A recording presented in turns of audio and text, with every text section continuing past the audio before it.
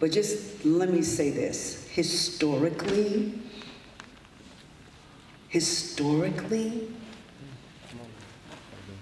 some of the brightest and the best, historically, have come through HBCUs.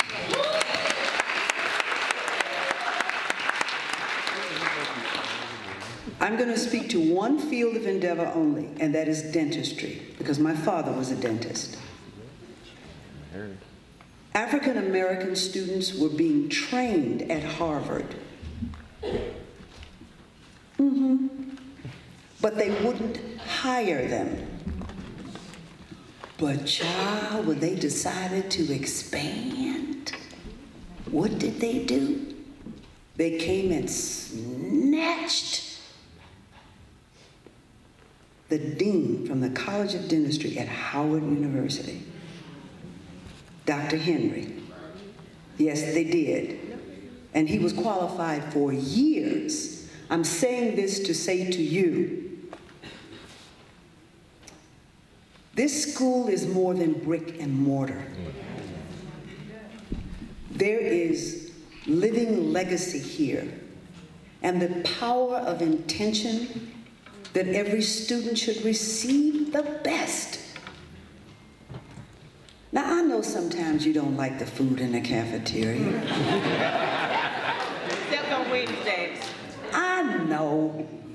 And sometimes the rooms are too small. I know. There's not enough closet space. I know. It's too cold in the winter and too hot in the summer. I know. And sometimes some professors can really pluck your nerves. Well, understand you're plucking theirs too. But the point is this. The point is this. There is grace in this place. By virtue of the people who came before and what they gave here,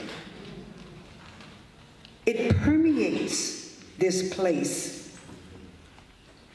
And it is no mistake that you are here.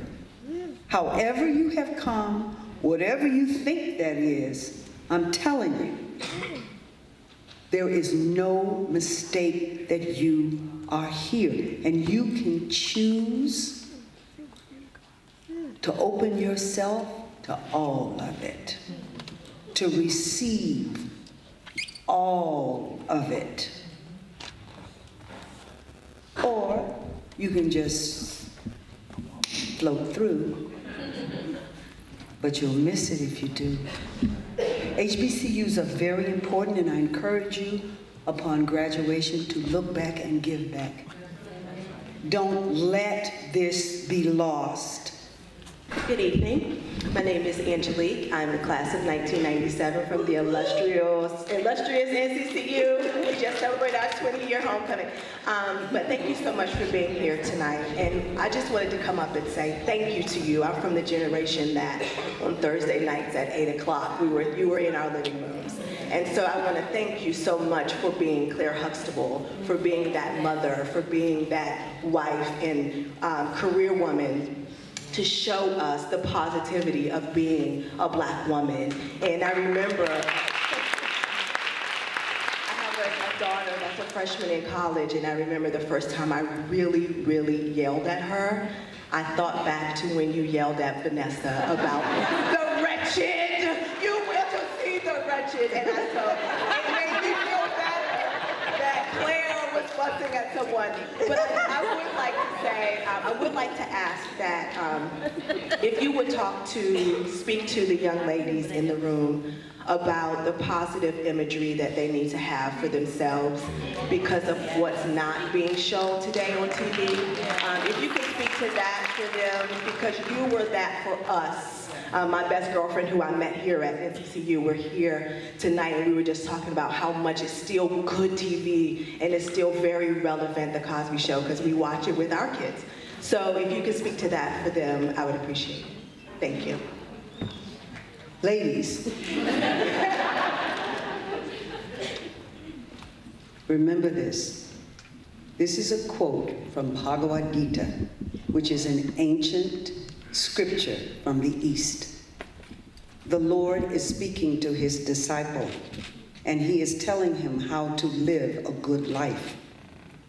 And within the course of this discussion, he talks to him about the importance of respecting women, of upholding their dignity. And he says, and I quote, "Because where the women go, the culture goes." It is true. Whenever an invading force wanted to conquer a people, they destroyed the women first.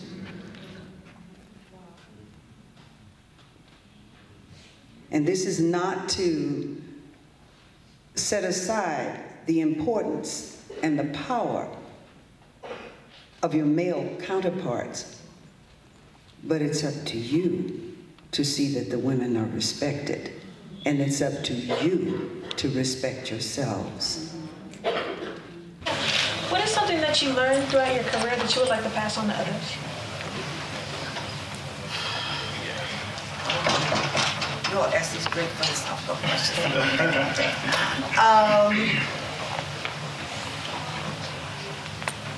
That's what my mother said. It's so important to pursue oneself through the work. And that's what's important.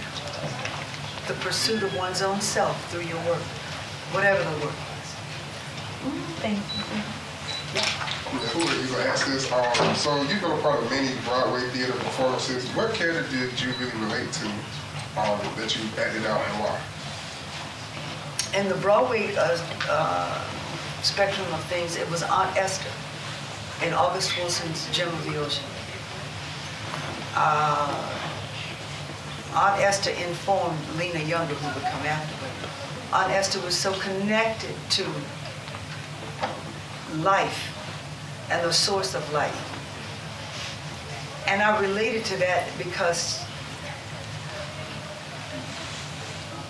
as a little girl, I spent a lot of time on my grandmother's farm, and my great Aunt Fanny was like that. My great Aunt Fanny grew the food that we ate. But not only that, if something was wrong with you, she could walk out in the woods and pick up something and come back and put it on you, and you had fixed. You know, she knew how to heal. She knew those things. She, you know, it seems so foreign to us now. But there was a time when people lived like that. And she was one of those people. So Aunt Esther was like that for me.